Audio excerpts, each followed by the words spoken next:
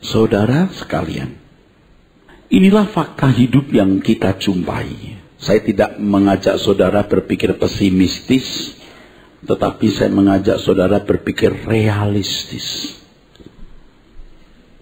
Sementara kita menghabiskan sisa umur hidup kita di bumi dengan memaksimalkan semua potensi, menikmati kehidupan yang Tuhan berikan secara benar, lebih dari itu kita menantikan langit baru, bumi baru. Percayalah, ini yang terbaik. Ketika seseorang merasa kuat, saudara, tubuhnya sehat, ekonominya baik, semua berjalan serba mulus, tidak ada suatu ancaman dalam bentuk apapun, seseorang cenderung bersikap tidak rendah hati di hadapan Tuhan. Dan cenderung tidak merasa membutuhkan Tuhan secara proporsional. Butuh-butuh Tuhan juga, tetapi tidak secara proporsional. Tidak bergantung kepada Tuhan secara proporsional. Ya, butuh-butuh Tuhan juga, tapi tidak secara benar. Pada saat seperti ini, cenderung hidup suka-suka sendiri. Kesombongan di hadapan Tuhan itu, simptomnya itu, gejalanya jelas. Suka-suka sendiri. Tidak memperdulikan perasaan Tuhan. Nah, banyak orang Kristen seperti kebanyakan manusia pada umumnya. Merasa hidup ini adalah miliknya. Sah-sah saja punya keinginan ini, keinginan itu, saudara. Ya, seperti Lucifer yang memberontak. Tidak mengakui bahwa dirinya makhluk ciptaan. Menolak hidup dalam dominasi atau kekuasaan Allah. Ia mau membangun kerajaannya sendiri. Dan irama hidupnya adalah aku ingin. Begitu dalam Yesaya pasal 14 ayat 13 sampai 14. Aku ingin, aku mau. Dengan sikap tersebut sebenarnya seseorang menolak untuk hidup dalam pemerintahan Allah dan menolak terikat dengan Tuhan. Ini adalah makhluk yang tidak tahu diri. Secara tidak langsung orang-orang seperti ini sebenarnya memisahkan diri dari Tuhan. Dia memiliki teritorial sendiri yang Allah tidak boleh sentuh. Kalau mau marah, marah saja. Kalau mau ingin ini saja. Mau beli itu, beli saja. Mau melah kemana, melangkah saja. Ia tidak pernah memperdulikan perasaan Tuhan. Kalau mau tersinggung, tersinggung saja. Dia kembangkan, dia kobarkan rasa tersinggung atau sakit hatinya itu. Sebab ia merasa memiliki dirinya sendiri. Dan itu irama hidup sebagian saudara atau hampir semua saudara, jangan-jangan semua saudara. Dan kalau terus-menerus dalam keadaan seperti ini berbahaya, saudara. Hadirnya gereja ini kan sebenarnya mengingatkan saudara bahwa saudara bukan milik saudara sendiri. Jangan liar begitu. Jangan liar begitu. Suatu saat nanti saudara akan tertumbuk pada kenyataan betapa rentannya manusia itu. Betapa rentannya. Ya, ketika belum menghadapi suatu keadaan yang sukar, di mana ia tidak dapat menanggulanginya, ia bisa bersikap tinggi hati, saudara. Tidak merasa membutuhkan Tuhan dan tidak bergantung kepada Tuhan secara proporsional. Dan cirinya itu apa? Suka-suka sendiri. Jangan Anda berpikir bahwa kalau orang suka-suka sendiri, itu juga bisa hidup bergantung kepada Tuhan. Tidak mungkin. Orang yang hidup suka-suka sendiri tidak mungkin bisa hidup bergantung kepada Tuhan secara benar. Dan tidak mungkin, saudaraku sekalian, dia merasa membutuhkan secara benar. Ini orang-orang sombong. Kalau makhluk manusia tidak menyadari betapa rentannya hidup ini, wah, ini cenderung sombong. Dan hampir semua menjadi sombong. Setiap saat malapetaka dan bencana bisa mendekati kita. Dan kita bisa tidak mampu menyelesaikannya. seperti bencana alam yang terjadi dewasa ini, berbagai kecelakaan, menunjukkan bahwa sehebat-hebatnya manusia dengan teknologinya tidak akan dapat meloloskan diri dari malapetaka dan bencana, saudaraku. Itu. Ini belum bicara soal perang, soal errornya rudal balistik antar benua yang berhulu nuklir, belum orang gila, teroris yang menyebarkan antrak di pusat pengolahan air minum. Dunia ini rentan dan kita melihat orang tuh makin gila, saudara.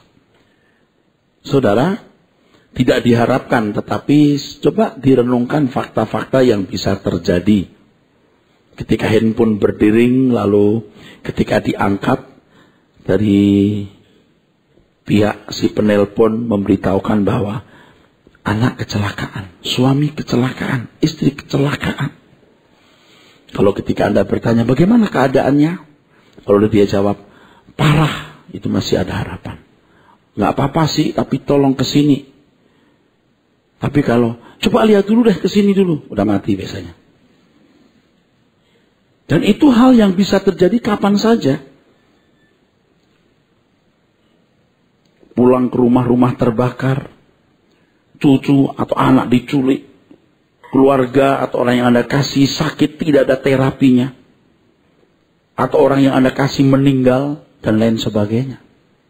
1001 masalah bisa mendatangi kita, dan kita tidak bisa mengelak. Kita harus menyadari bahwa kita ini makhluk yang lemah, makhluk yang terbatas. Nah, memang kalau keadaan baik, merasa kuat, sehat, ekonomi membaik, wah, orang menjadi sombong dan tidak berpikir bahwa dia lemah, rentan, getas. Dan keadaan yang paling mengerikan ketika manusia harus meninggal dan menjumpai realitas kekekalan. Itu paling mengerikan. Yang ini yang paling mengerikan sebenarnya, saudara. Semua kehebatan dan keberhasilan selama hidup di dunia tidak ada artinya. Saya sudah berapa kali mendengar orang berkata begini, saya mati aja deh.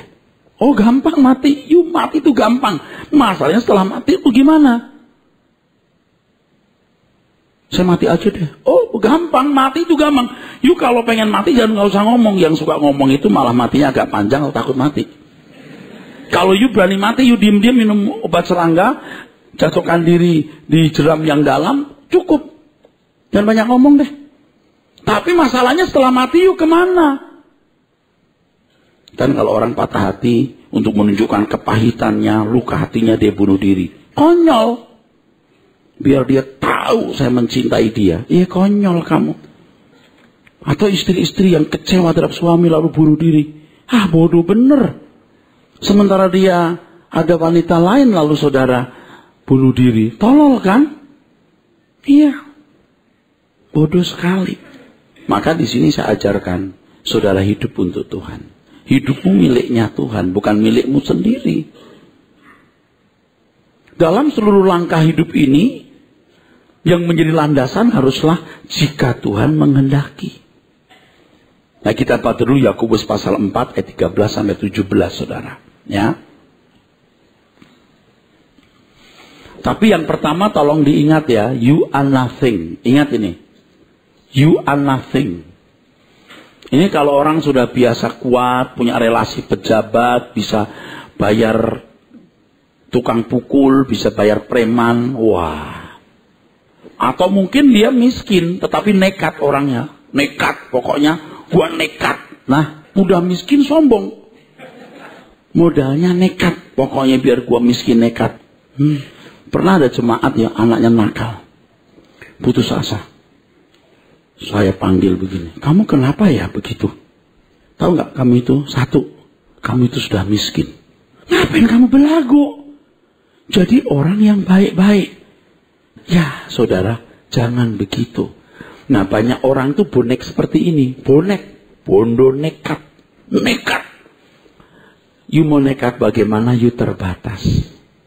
Saya itu ya, baru minggu ini mendengar cerita nyata seorang eksekutif muda olahragawan Dia fitness dengan rajin. Satu kali dia tarik besi, besinya patah. Jebret, dia jatuh ketimpa. Langsung di sini ya Pak, uratnya ada yang kejepit atau putus, dia begini nih jalannya sekarang. Waduh saudara, ganteng, bagus badannya, nyeret.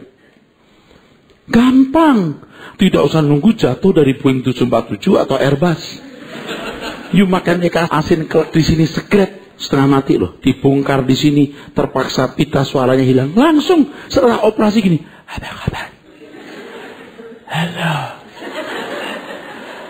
Cuman gara-gara ini ikan asin jebret sini di satu posisi tertentu harus pita suaranya diputus. Coba, kok sombong loh? Wah sombong gitu. Jebret ditabrak trailer, kakinya remuk 2, habis. Anda lihat banjir bandang di Cina. Tragisnya kayak apa loh. Dia diwawancari CNN dalam bahasa Cina, diterjemahkan dalam bahasa Inggris. Suamiku mati. Anakku hilang. Waduh. Dalam bahasa encik model begini, dia punya toko 4 nih. Di sana. Rumahnya jadi kecil, kesambar air. Suami mati, anak hilang. Kita tuh lupa. Kita itu diberkati begini, ini anugerah. Tapi setiap saat jebret, you're nothing. Saya besok, ini orang tidak mampu, betul tidak mampu. Saya sudah sibuk pulang dari luar kota. Tapi suaminya cuma pengen dipeluk Pak Eras. Coba. Aneh kan? Tapi kankernya udah stadium akhir, sudah begitu cuci darah 3 kali seminggu. Udah sampai habis-habisan. Aduh saudara, cuma jual kue. Jual kue. Anaknya salah satunya autis lagi. Sementara suami sakit dititipin tetangga. Karena gak semua orang bisa menghandle anak autis. Saya sebenarnya sudah telepon. Ya halo. Ya udah ya ini. Tapi walaupun sudah ngomong. Udah puas dia. Tapi saya punya hati masih gak sejahtera. Ketika saya di restroom.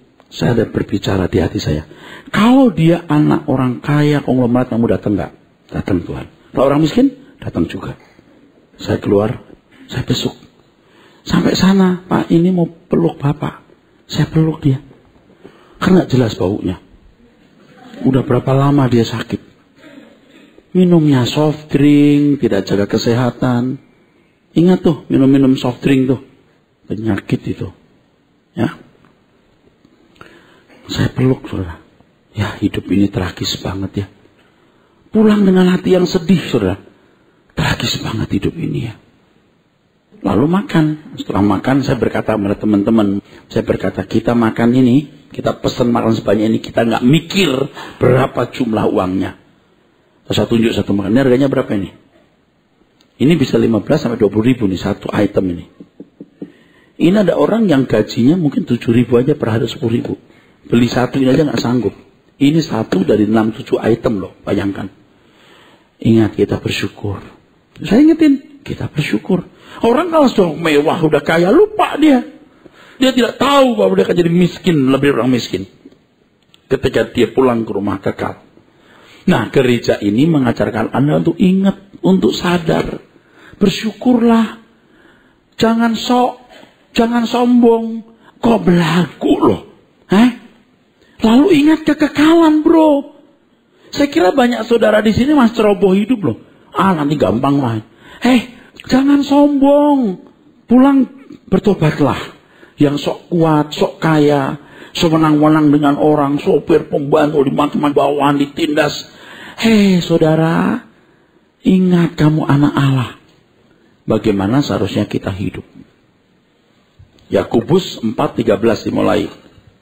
Jadi sekarang, hai kamu yang berkata, hari ini atau besok kami berangkat ke kota Anu, dan di sana kami akan tinggal setahun dan berdagang serta mendapat untung.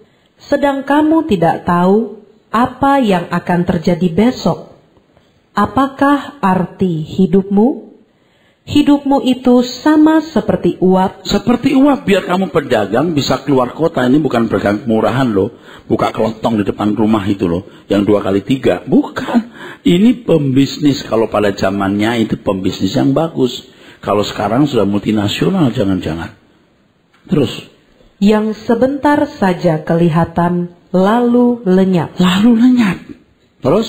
Sebenarnya kamu harus berkata, jika Tuhan menghendakinya, kami akan hidup dan berbuat ini dan itu. Tetapi sekarang kamu memegahkan diri dalam congkakmu, dan semua kemegahan yang demikian adalah salah. Salah. Terus? Jadi jika seorang tahu bagaimana ia harus berbuat baik, tetapi ia tidak melakukannya, ia berdosa. Ya, Bapak Ibu, satu langkah yang saya ajak Bapak Ibu melakukan adalah, mari kita melakukan kehendak Tuhan. Melakukan kehendak Tuhan tidak sama dengan tidak hanya melakukan hukum-hukum Tuhan. Melakukan apa yang Dia ingini. Untuk melakukan apa yang Dia ingini harus mengerti apa yang Dia ingini. Untuk mengerti apa yang Dia ingini harus punya kecerdasan, kepekaan mengerti kehendak Allah. Untuk memiliki kecerdasan harus belajar kebenaran. Makanya saudara, belajar kebenaran, belajar kebenaran. Lewat kebenaran, lewat lagu, kita itu disadarkan, saudaraku, betapa rentannya hidup ini.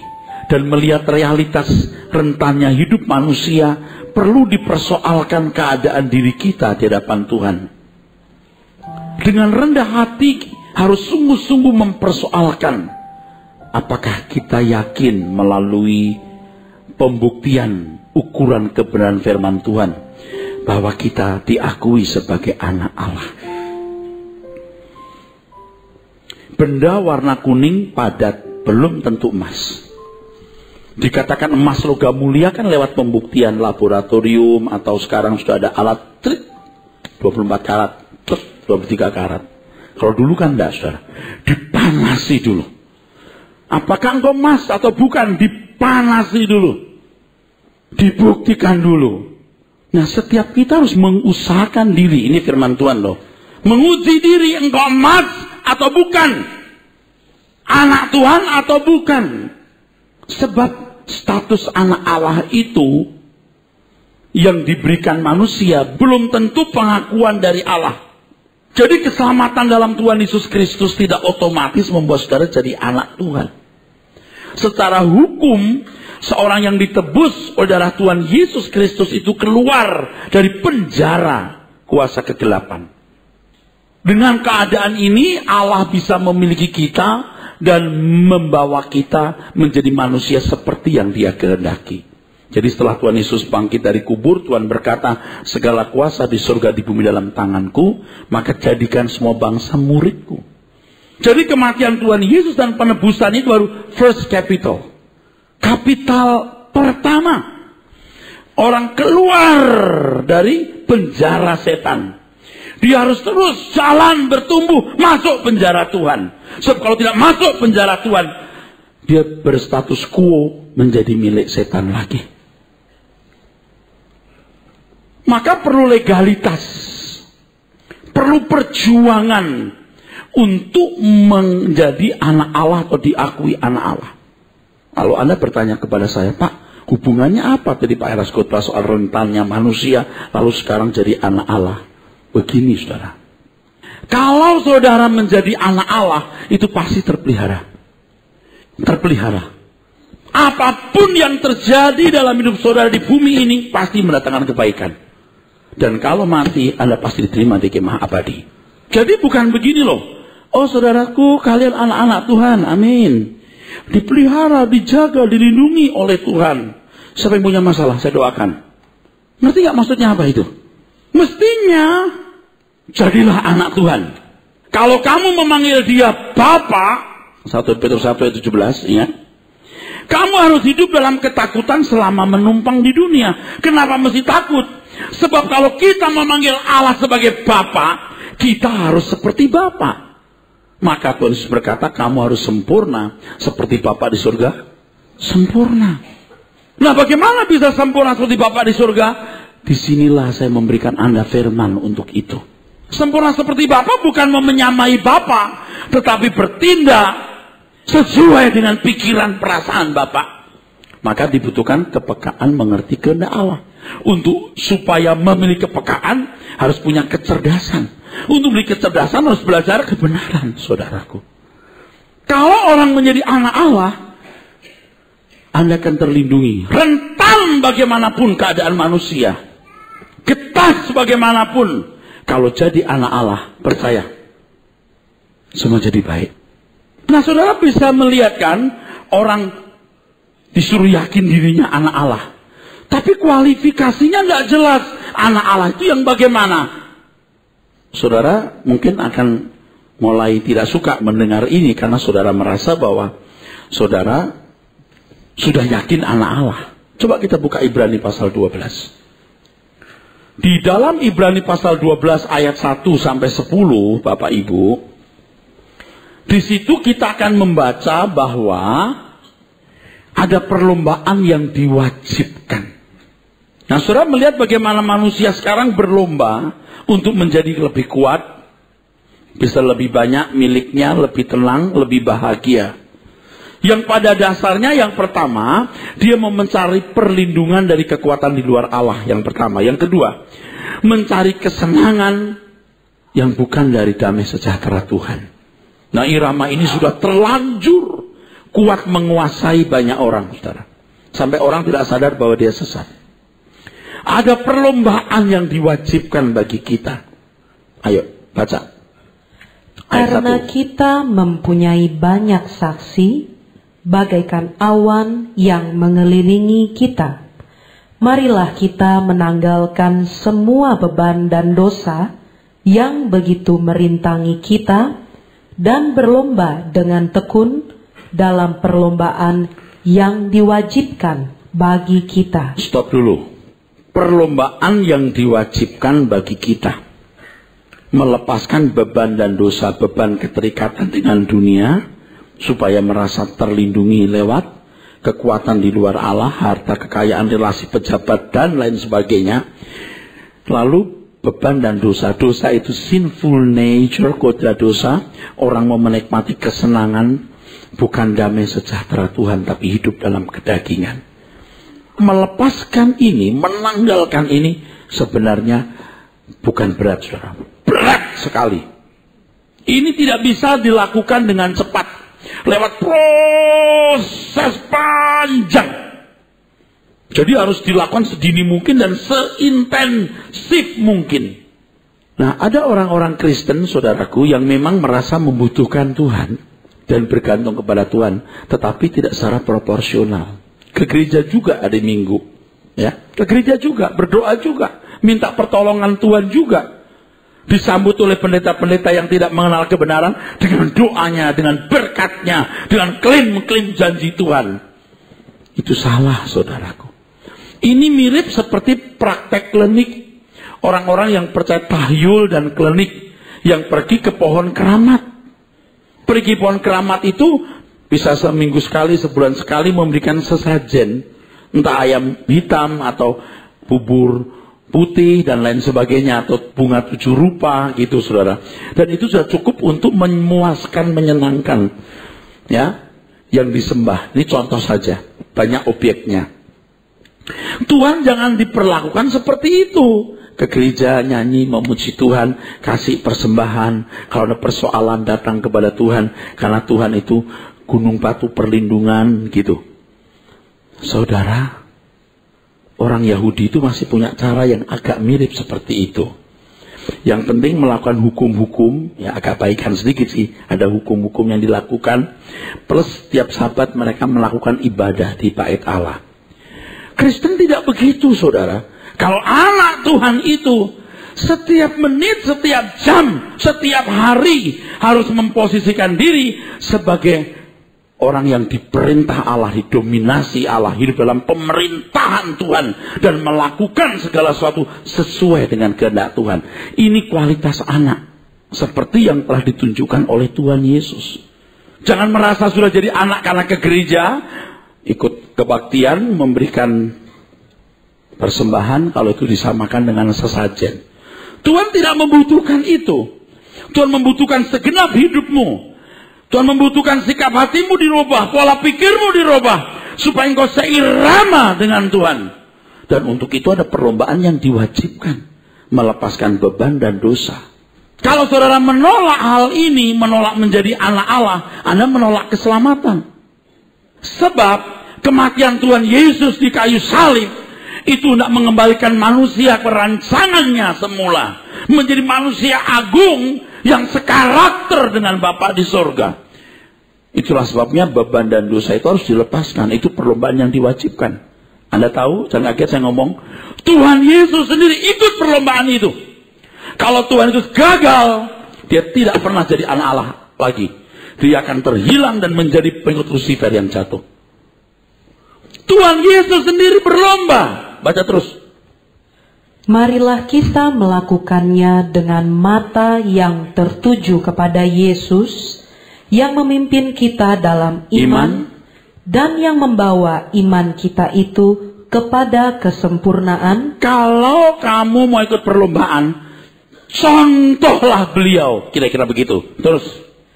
Yang dengan mengabaikan kehinaan, tekun memikul salib, ganti sukacita yang disediakan bagi Dia yang sekarang duduk di sebelah kanan tahta Allah. Ingatlah selalu akan Dia yang tekun menanggung bantahan yang sehebat itu terhadap dirinya dari pihak orang-orang berdosa. Harus diingat, no gain without pain, no crown without cross. Tidak ada mahkota tanpa salib, saudara. Tadi saya katakan menanggalkan beban dan dosa itu sebenarnya nggak berat, tapi sangat berat. Lihatlah Tuhan Yesus yang begitu tekun. Nah, kita sekarang nggak punya ketekunan, pokoknya mengalir saja. Mengalir apaan? You nggak ngerti ya? Belum kekekalan loh. Di dunia saja you itu rentan. Di dunia saja you itu rentan. Apalagi di kekekalan.